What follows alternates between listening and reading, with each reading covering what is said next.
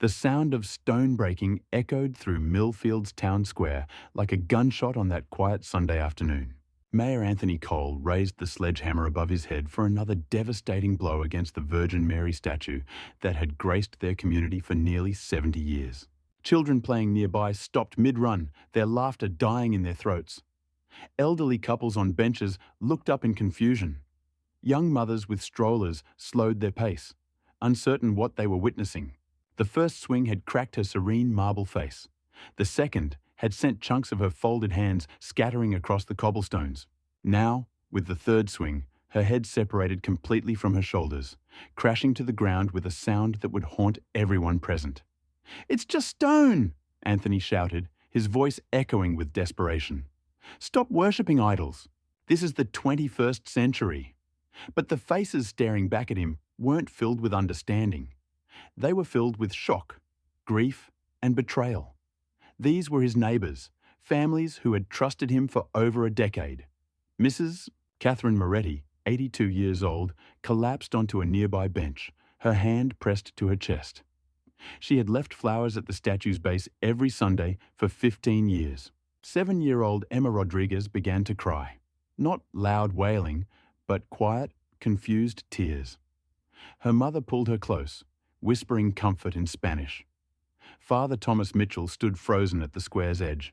The elderly priest had blessed that statue in 1954 as a young man. Now he watched someone he'd considered a friend reduce 7 decades of community faith to rubble. The silence that followed was more damning than any angry response.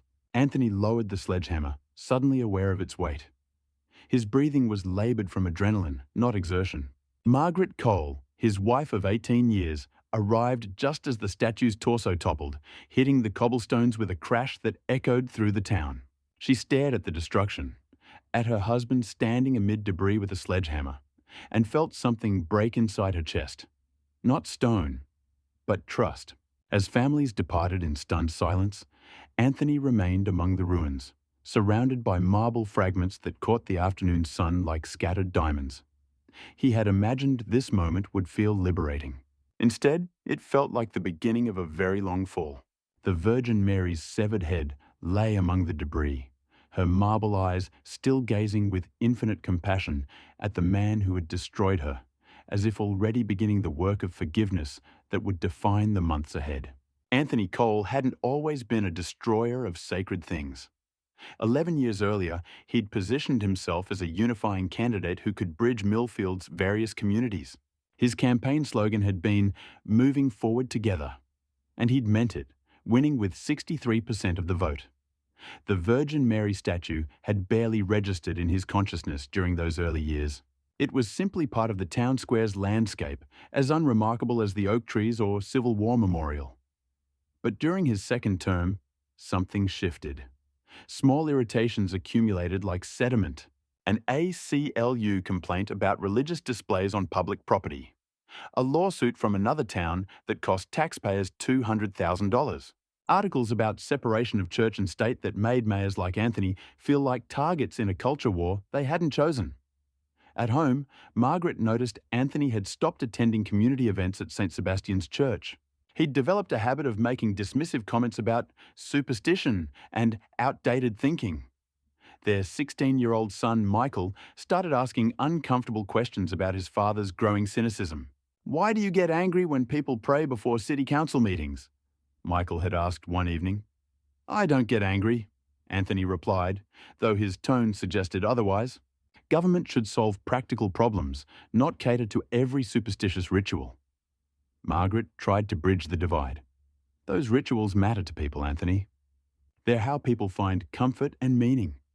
Meaning should come from accomplishment, from building better schools, fixing roads, creating jobs, not from kneeling in front of chunks of marble."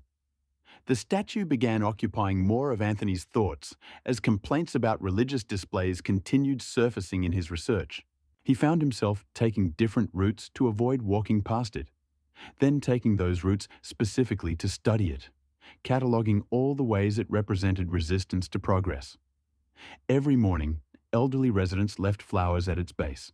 Every evening, teenagers gathered nearby, using the statue as a meeting point. Anthony began seeing these traditions as obstacles rather than assets. The breaking point came during a contentious town council meeting about historic district guidelines. Several residents argued the statue should be designated a protected landmark. "It's been watching over our community for nearly 70 years," Mrs. Moretti said during public comments. "Protecting it protects our history." Anthony listened to 2 hours of similar comments, his frustration mounting. When the meeting ended with a unanimous vote to begin landmark designation, something inside him snapped. That night, Anthony dreamed about the statue, not as the peaceful figure others saw, but as something oppressive, preventing his town from embracing the future. He woke at 3 a.m. with clarity that felt like revelation. The statue had to go. For weeks, he researched legal precedents for removing religious displays. But legal removal would take years and cost tens of thousands in fees. The statue had too many defenders, too much history woven into the community's identity. On that Sunday afternoon, looking at the sledgehammer in his garage, Anthony made a decision that would define the rest of his life. If legal removal was impossible, maybe direct action was the answer. Anthony woke Monday morning to his phone ringing with alarm clock persistence. The first call came at 5:47 a.m. from Janet Holbrook, the town clerk who had never called him at home before. "Anthony, what have you done? There are 3 news vans in the square, and it's not even 6 o'clock. Channel 8 wants a statement." By 7 a.m., Anthony had received 17 calls, 43 texts, and over 200 emails. The doorbell had rung 8 times, though he hadn't answered once. Margaret had left for work early, saying she needed time to think and would stay at her sister's house. Michael had gone to school but left a handwritten note on the kitchen counter. "Dad? Why?" The drive to City Hall felt different. Through his window, Anthony could see news vans and growing crowds around the statue's remains. Someone had begun cleaning up marble debris, leaving larger pieces as evidence. City Hall felt transformed when Anthony arrived. The receptionist, Linda Morrison, looked up with an expression he'd never seen. Disappointment so profound, it felt like physical force. "Your 9 a.m. appointment cancelled," she said without greeting.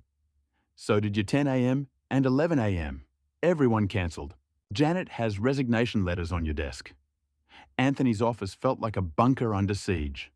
The resignation letters were stacked neatly. Janet Holbrook, David Kim, the city attorney, Sarah Beth Williams, his communications director.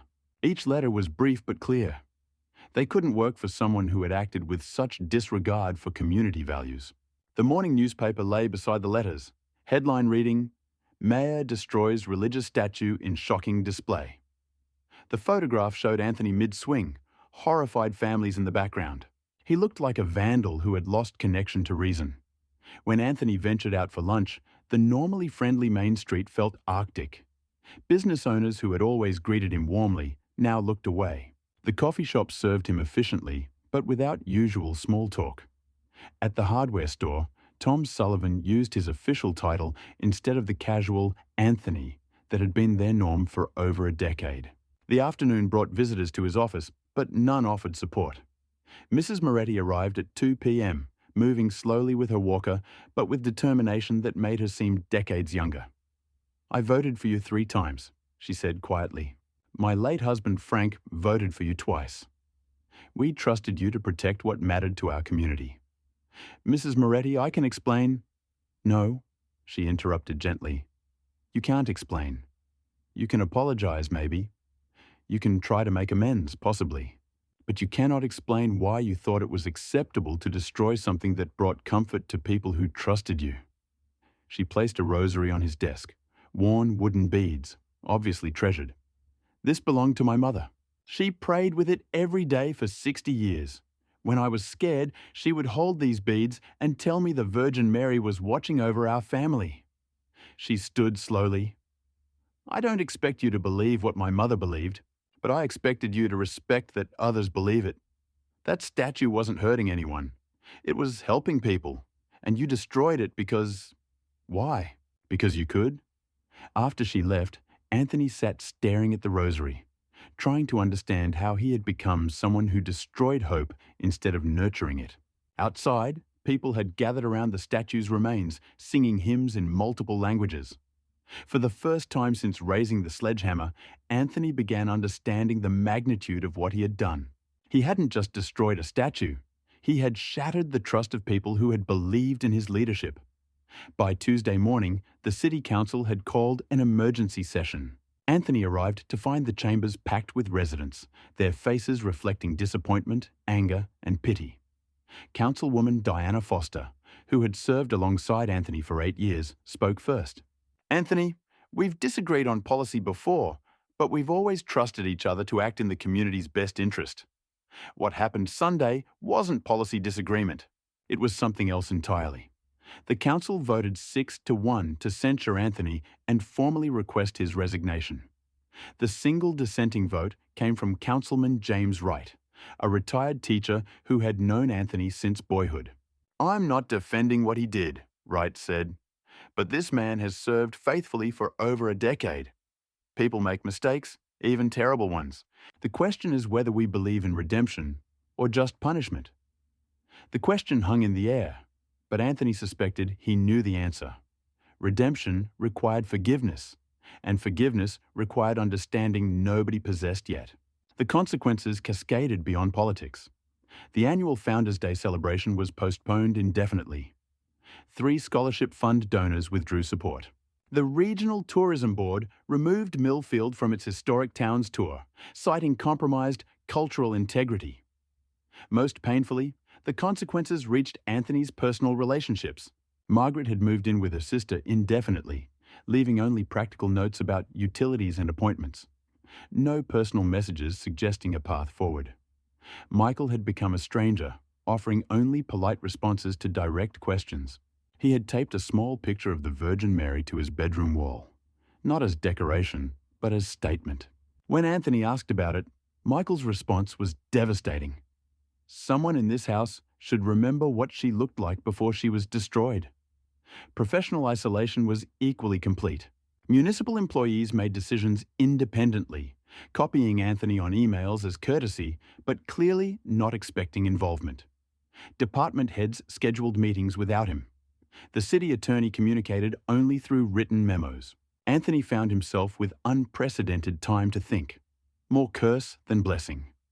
He walked through neighborhoods he'd represented for over a decade, observing details never noticed before. The meticulous care elderly residents gave their gardens, pride families displayed in children's artwork, small shrines and religious symbols on porches, expressions of faith he had somehow trained himself to see as obstacles rather than evidence of what mattered to constituents. He began understanding that his obsession with the statue had been about more than church-state separation. It had been about control, about proving his vision mattered more than traditions he didn't share. Thursday evening, Anthony drove past the town square for the first time since Sunday. Someone had arranged marble fragments into rough approximation of the statue's original form, a ghostly outline more moving than the original had ever been. Fresh flowers surrounded the remains, and people knelt in prayer despite cool evening air. Anthony parked and watched from distance, trying to understand what he was seeing. These weren't fanatics or protesters. They were neighbors whose children played where his son had grown up, who shared concerns about taxes and schools and municipal life's mundane details. He had served these people for over a decade, believing he understood their needs. But he had never understood this. Their attachment to symbols providing comfort in an uncertain world. He had seen their faith as superstition instead of recognizing it as strength, helping them navigate challenges he couldn't solve with policy and budgets. As Anthony watched the prayer vigil, his phone buzzed with a text from Margaret. "Michael has been asking when you're coming home." I told him, "I don't know." "Do you?" The question forced Anthony to confront that his Sunday actions had cost him everything, not just his political career, but his family, community standing, and sense of himself as someone who built rather than destroyed. He drove home through streets that felt altered by the destruction he had caused. The house was dark except Michael's bedroom window, where soft lamplight illuminated the small Virgin Mary picture that had become his son's silent protest. Anthony sat in his car 20 minutes before going inside, trying to find words for conversations he didn't know how to have. In the kitchen, Mrs. Moretti's rosary still lay where he'd placed it, worn beads catching streetlight as if waiting for someone to remember their purpose. Anthony reached to touch them, then stopped. He wasn't ready for whatever prayers or penance those beads might represent. But he was beginning to understand that readiness might be the first step toward finding his way back from the darkness he had created. The crisis at home peaked on a rain-soaked Thursday evening when Anthony returned to find Margaret packing the last belongings into boxes. She moved with mechanical efficiency of someone who had processed grief and reached decision. No tears, no anger, just quiet determination of a woman out of patience. "I've filed for legal separation," she said, without looking up. "Papers are on the kitchen counter. You should get a lawyer." Anthony stood in their bedroom doorway, trying to process the finality in her voice. "Margaret, can we talk about this?" "Try to what?" She turned to face him, exhaustion deeper than sleepless nights visible in her eyes. "Try to pretend this is about a statue? Try to act like you haven't become someone I don't recognize." She gestured toward boxes around the room. "I've supported your campaigns, decisions, vision for 18 years. Even when I disagreed, I trusted you were acting from genuine concern for people's well-being." Her voice remained steady, but Anthony heard underlying pain. "What you did Sunday wasn't about community well-being. It was about your ego. Your need to prove your opinion mattered more than everyone else's feelings." "That's not—" Anthony began, but Margaret raised her hand. "Don't tell me what it wasn't about, because you still haven't told me what it was about. 3 days I've waited for explanation of why destroying something sacred to your neighbors was somehow right." Anthony opened his mouth to offer rehearsed explanations: church-state separation, municipal liability, modernization needs. But facing his wife in their dismantled bedroom, surrounded by physical evidence of their marriage's collapse, those justifications sounded hollow. "I don't know," he admitted quietly. "I thought I did, but I don't anymore." Margaret nodded as if expecting exactly this. "That's what scares me. You destroyed something that mattered to hundreds of people, and you don't know why. What else might you destroy while figuring out who you want to be?" She picked up the last box, then stopped at the door. "Michael wants to stay with me at Linda's. He's afraid of you right now, his own father, and he's afraid of what you might do next." The words hit like physical blows. His son was afraid of him. The boy he'd taught to ride bicycles, helped with homework, cheered at baseball games. That boy now feared the man he had become. After Margaret left, the house felt like a mausoleum of his former life. Family photographs still hung on walls, but they documented strangers whose happiness belonged to someone else's history. Anthony found himself in Michael's room, studying the Virgin Mary picture his son had taped to the wall. Just a print from a religious calendar, probably from Margaret's desk drawer, but in context of their family crisis, it felt like moral clarity statement Anthony had somehow lost. He tried remembering when he'd stopped seeing faith as comfort and started viewing it as obstacle. When had others' beliefs become provocations rather than hope expressions? When had he become someone who destroyed rather than protected things, helping his community endure life's uncertainties? Questions multiplied without answers. Anthony realized his isolation was complete. No professional staff to consult, no family support, no friends trusting his judgment enough to offer advice. He had achieved leadership requiring no followers because it served only his increasingly mysterious motivations. That night, Anthony sat at his kitchen table with Mrs. Moretti's rosary, trying to understand how prayer worked for people needing something larger than themselves. He didn't believe in the Virgin Mary's intercession, but he was beginning to understand why people turned to such practices when their own resources proved insufficient. He wasn't ready to pray, but he was ready to admit needing help from sources he didn't know how to access. The competent, confident leader who had won 3 elections seemed to have disappeared Sunday afternoon, leaving behind someone Anthony didn't recognize and wasn't sure he wanted to become. Anthony's breaking point came at 2:47 a.m. on a Tuesday, when exhaustion finally overwhelmed his ability to avoid truth about what he had done. The call came from Margaret, worry temporarily erasing anger from recent conversations. "Michael's burning up, Anthony. 104 degrees. I'm taking him to emergency room, but he keeps asking for you. He's delirious, talking about a lady in blue who wants to help him, but he's scared because he thinks you're angry at her. Anthony was dressed and driving within minutes through empty streets toward the medical center where his son was being treated by people who might understand his illness better than his father understood his own destructive impulses. Margaret sat in the waiting area, wearing clothes she'd slept in, hair in messy ponytail, making her look younger and more vulnerable than Anthony had seen in years. "Doctors think it's viral," she said without looking at him. "High fever, some delirium, nothing immediately dangerous. They're running tests." Anthony sat beside her, maintaining careful distance, acknowledging their separation while hoping she wouldn't ask him to leave. "What did he say about the lady in blue?" "He keeps talking about dreams. A woman who visits him wants to help, but he tells her she can't because his daddy doesn't like her. He's scared, Anthony. Scared of fever dreams because he thinks they'll make you angry." The words cut through Anthony's defenses like surgical instruments designed to locate exactly the right pressure point. His destruction of the statue had infected his son's subconscious, turning even fevered hallucinations into fear sources rather than comfort. In room 12, Anthony found his son in a hospital bed that made him look smaller than his 16 years. Michael's face was flushed with fever, mumbling in sleep, words Anthony couldn't quite make out, but the tone was distress mixed with wonder. "Dad?" Michael's eyes opened, unfocused but aware. "Is it really you, or are you part of the dream too?" "It's really me, son," Mom called. "She said you weren't feeling well." Michael tried sitting up but fell back exhausted. "I keep seeing her, Dad. The lady in blue. She's so sad, but she wants to help. She keeps reaching out her hands, but I can't take them because you broke her, didn't you? You broke her, and now she can't help anyone." Anthony felt something crack inside his chest. Not stone or marble, but something harder to repair. His son's fever was creating visions of the figure Anthony had destroyed, and those visions were comfort sources being denied by his father's actions. "She's not angry, Dad." "That's the strange part.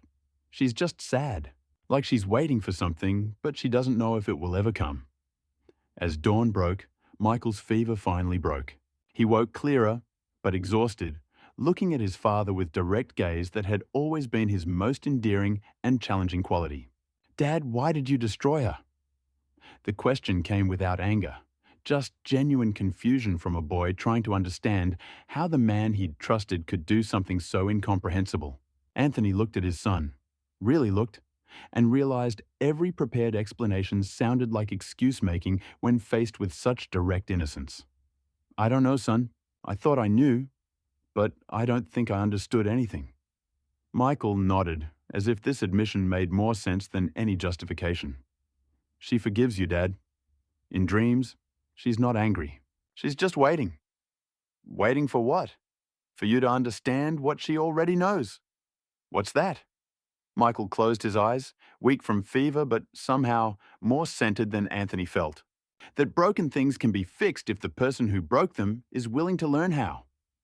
That night, alone in his empty house, Anthony experienced what he could only describe as vision, though he wasn't sure if it came from exhaustion, guilt, or something beyond his usual understanding categories. He found himself standing in a vast empty field under stars that seemed closer than they should be. The air was warm despite darkness, and he felt more peaceful than he had in months, as if some burden he hadn't realized he was carrying had been lifted. From mist at the field's edge, a figure approached. A woman in blue robes, her face serene but sorrowful, hands extended as if offering something he couldn't see. Anthony knew, with dream certainty, this was the Virgin Mary. Not as theological concept, but as embodiment of every mother's love for children who had lost their way. She didn't speak, but somehow he understood her message. Understand a mother's heart before you can lead again. She gestured toward ground between them, where broken statue pieces lay scattered as in the town square. But in the dream, Anthony could see something missed in his waking destruction. Each fragment contained someone's face from his community. Mrs. Moretti's weathered features carved in marble, Michael's young face, Margaret's eyes in stone chunks he had shattered, The Virgin Mary knelt beside fragments and began gathering them with infinite patience, her touch making them glow with soft light. As she worked, Anthony understood she wasn't just collecting broken stone, she was gathering all the faith, hope, and love his actions had scattered. She looked up with eyes holding no anger, only profound sadness of someone who had watched countless children destroy precious things they didn't understand. These pieces can be put back together, her voice seemed to say without sound. But first, you must understand what you broke. She touched his forehead with one finger, and suddenly Anthony could feel what others felt kneeling before the statue.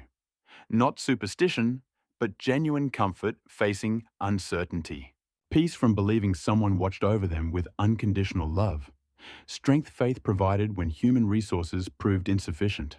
For the first time, Anthony understood he hadn't just destroyed a religious symbol. He had destroyed a comfort source his community had relied upon for nearly 70 years. He had broken something helping people endure grief, find hope, and believe they weren't alone. The Virgin Mary rose with statue fragments, her hands now cupped and filled with pulsing light. Forgiveness is always possible, she seemed to say, but it requires understanding what needs to be forgiven. She placed hands on his shoulders, and Anthony felt warmth reaching forgotten parts of himself, capacity for humility, service, recognizing that leadership meant protecting what others found precious rather than destroying what he didn't understand. When he woke, Anthony was lying on his couch with tears on his face and Mrs. Moretti's rosary somehow in his hands. The house was filled with morning light, and for the first time in weeks, he felt something that might have been hope. The vision had shown him something essential about his actions' nature and the possibility of making amends. He had broken something sacred not just to Catholics, but to anyone understanding some things deserved reverence rather than destruction. But he had also been shown that broken things could be rebuilt, scattered faith regathered, even the most destructive actions becoming foundation for deeper understanding if approached with genuine humility. The next morning, Anthony did something he hadn't done since Sunday. He walked to the town square. Not as mayor surveying domain, but as someone needing to witness the full scope of what his actions had cost the community. The temporary shelter volunteers had erected was larger and more elaborate than he'd realized. Someone with construction skills had built proper frame with clear plastic sheeting protecting marble fragments while allowing visitors to see remains. Solar-powered lights kept the area illuminated at night, and a small bench had been placed for people wanting to sit with whatever thoughts or prayers the destruction had prompted. Fresh flowers surrounded broken pieces, roses, carnations, simple wildflowers children must have picked from yards. Prayer cards in multiple languages were tucked between fragments, their hope and petition messages somehow more moving because addressed to something no longer existing in original form. She was beautiful, wasn't she? Anthony turned to find Mrs. Moretti approaching slowly with her walker, dressed in black coat despite warm morning. She moved to stand beside him, studying destruction with patient attention of someone who had learned to find meaning in loss. Mrs. Moretti, Shh. She raised one gloved hand gently. I didn't come to listen to apologies, Anthony. I came to pray, and I found you instead. Maybe that means something. They stood together in silence, elderly widow and disgraced mayor, looking at his actions' results with different understandings of what had been lost. I brought you something, Mrs. Moretti said, pulling another rosary from her coat. This one belonged to my daughter. She died in car accident at 26, left behind two small children who are grown now with families of their own. Anthony took the rosary carefully, feeling its weight. Not just physical weight of wooden beads and metal chain, but emotional weight of faith maintained through unimaginable loss. After Maria died, I used to come here every morning, Mrs. Moretti continued. I would sit on that bench and pray this rosary and tell the Virgin Mary about my granddaughter's first steps, my grandson's baseball games, all the things Maria was missing. She gestured toward the broken statue. I know you don't believe she could hear me, but I believed it, and that belief helped me survive something that should have killed me spiritually. Hope is what keeps people alive when everything else fails. She turned to look at Anthony directly, eyes sharp despite advanced age. You destroyed her because you thought she was just stone. But she wasn't just stone to me, or to hundreds who found comfort in her presence. She was proof someone was watching over us with love that didn't depend on whether we deserved it. The question now is whether you understand what you destroyed, or whether you're going to keep thinking it was just stone.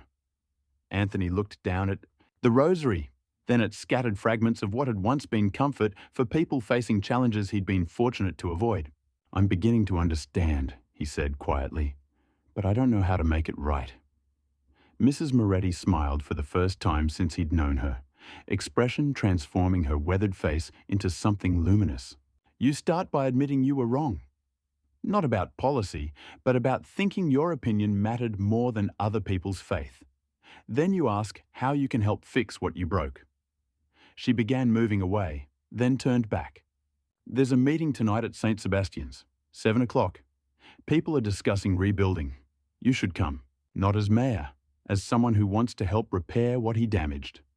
That afternoon, Anthony drafted his first genuine apology, not political statement, but personal acknowledgement of harm written in his own words. He posted it on community message boards at the grocery store, coffee shop, library, and city hall.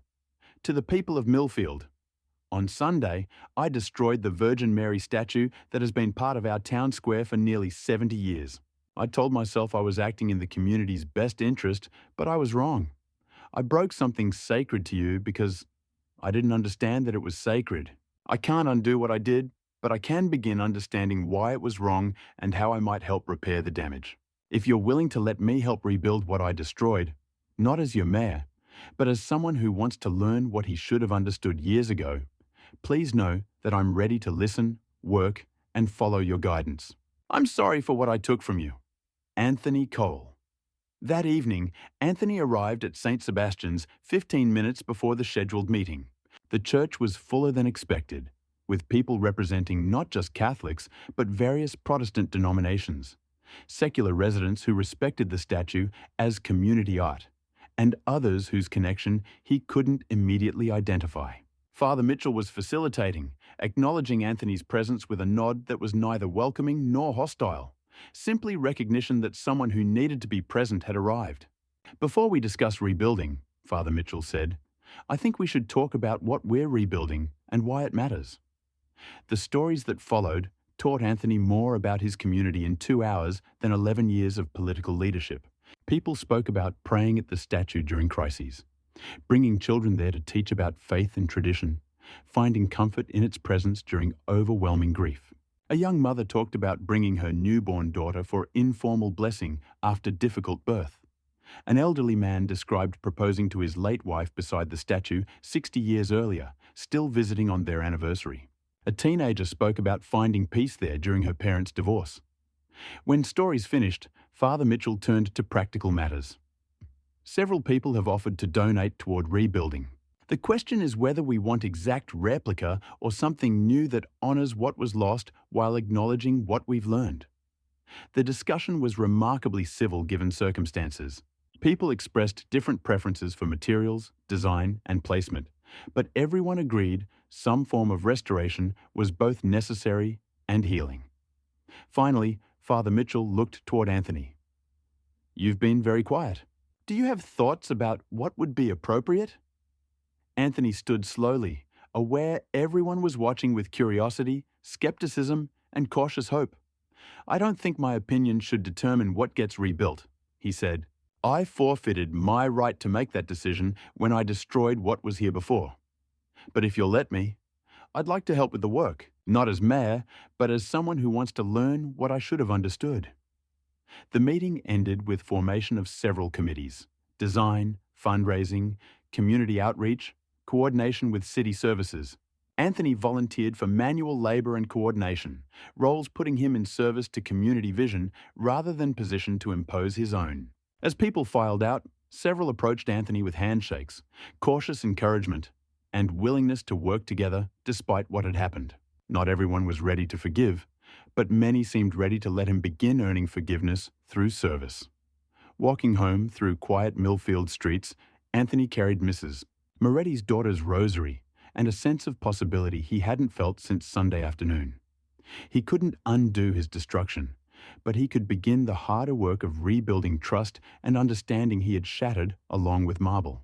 The Virgin Mary had been broken, but as his neighbors had shown throughout the evening, broken things could be rebuilt by people willing to work together with patience, skill, and faith that something beautiful could emerge from even the most destructive mistakes. For the first time in weeks, Anthony felt like he might be worthy of redemption. Not because he deserved it, but because his community was generous enough to offer him the chance to earn it. The work began at sunrise on a Saturday morning 3 weeks later, when 27 volunteers gathered in the town square with tools, materials, and shared purpose of rebuilding what Anthony had destroyed. Anthony arrived early with thermos of coffee, wearing work clothes that hadn't seen use since his last home renovation years earlier. The new statue would not be exact replica. Instead, the community had chosen design that honored the original while acknowledging what they'd learned from its loss. Sister Mary Catherine coordinated volunteer effort with efficiency of someone accustomed to organizing large-scale community service. She assigned tasks based on people's skills, ensuring everyone wanting to contribute could find meaningful work. Anthony was assigned to foundation preparation under supervision of Tom Sullivan, the hardware store owner who had been coolly professional during Anthony's recent visits but seemed willing to work alongside him for community benefit. The physical work was harder than expected, but also more satisfying. Each task required attention to detail and patience in ways municipal administration rarely demanded. There was immediate, tangible evidence of progress. By mid-morning, rhythm had developed among volunteers. People worked in small groups, rotating between tasks as energy and expertise allowed. Conversations flowed naturally. Family updates, local events, comfortable small talk that builds community as surely as shared labor. Around noon, Margaret arrived with Michael and other family members, carrying sandwiches and drinks. Anthony felt anxiety when he saw them. He hadn't spoken to his wife since the hospital. But Margaret approached directly, offering sandwich with expression that wasn't warm, but wasn't hostile. "Michael wanted to help," she said. "I thought we could contribute lunch." Michael looked healthier than in the hospital, though still somewhat fragile. He surveyed the construction site with obvious interest. "It's going to be bigger than the old one," he observed. "A little," Anthony agreed. "Stronger too, made from local stone instead of marble shipped from Italy." "Like starting over, but remembering what you learned?" Michael asked. The question captured something essential about the project Anthony hadn't been able to articulate. "Yes," he said, "exactly like that." As afternoon wore on, Anthony worked beside people whose stories he was learning for the first time.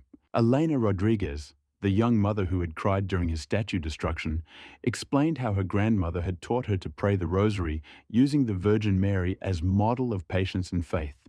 "That's what you broke," Elena said without anger as they worked together.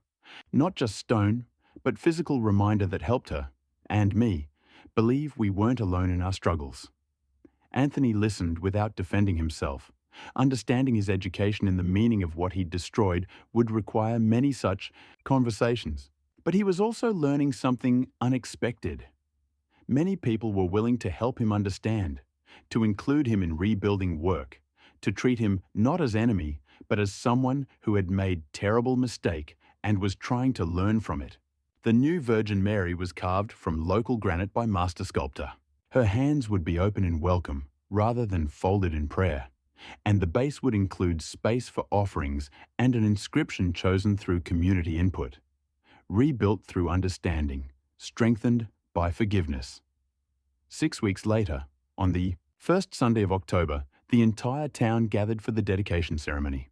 It had been planned not as Catholic religious event, but as community celebration welcoming people of all faiths and backgrounds. Anthony arrived early, not as mayor or honored guest, but as one of many volunteers who had contributed. He sat toward the back rather than the front row, where his official position would normally have placed him. Margaret and Michael sat beside him, not because they had reconciled, but because Michael had asked both parents to be present for something he considered important to his understanding of forgiveness and second chances. Sister Mary Catherine began with welcome, began with welcome, began with welcome, began with welcome, began with welcome, began with welcome, began with welcome.